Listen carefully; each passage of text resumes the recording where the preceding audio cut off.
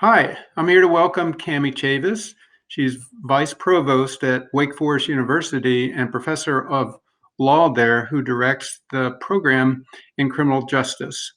She's also one of the leading experts on racial bias in policing and criminal justice issues.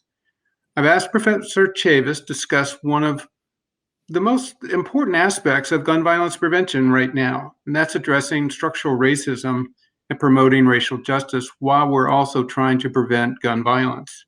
Our center just completed a strategic plan. It lays out multiple goals and specific objectives relevant to racial justice, diversity, and inclusion.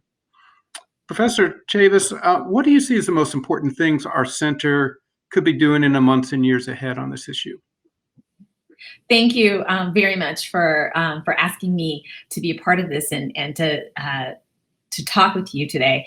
I think that helping communities, I know that one of the goals you have is to assist community-based organizations and to assist the city in helping to alleviate the scourge of gun violence. And I think having this multifaceted approach, but where you are bringing in these community organizations to help them identify and set their own priorities is so important. I think that with the criminal justice system, we see there's a lot of opportunities for reform in terms of reforming the criminal justice system.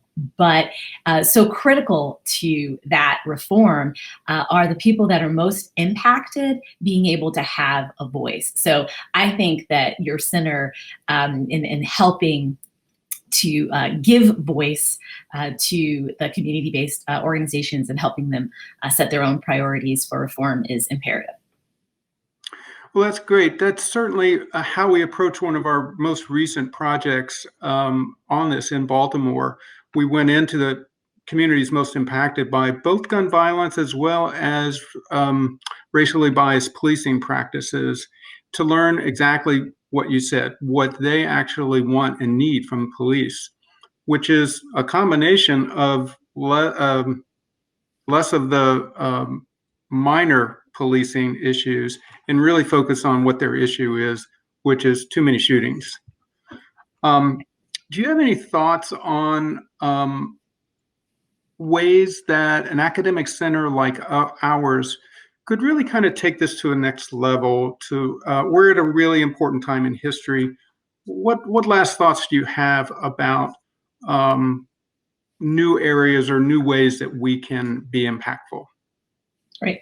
Well, it's interesting because something that you said, and I know that you have worked on, but again, helping. I think that so many people do not understand the link between policing or biased policing or aggressive policing and the root causes of some of the violence. And so I think that, again, helping folks to understand the link there, that if you're in a community and you feel either unfairly targeted or the practices that you see used in your community are vastly different, more aggressive than what's used in other communities, you will begin to think that, well, this system is unfair and I don't want to cooperate with law enforcement officers. And that it's very difficult then for communities to forge the necessary partnerships they need to alleviate the violence. So I'm glad that you're already doing that. I think that in the future, again, once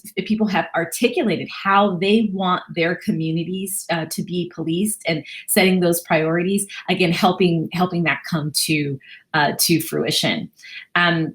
Another thing that I would say is just this intersection that we have between law enforcement and technology, and thinking about how we can use technology to help solve crimes, but also using that technology responsibly and with community consent, and in partnership with the community, because I think that that is the new frontier. I think we're already here, but it's almost a new frontier in criminal justice reform, is the responsible use of technology.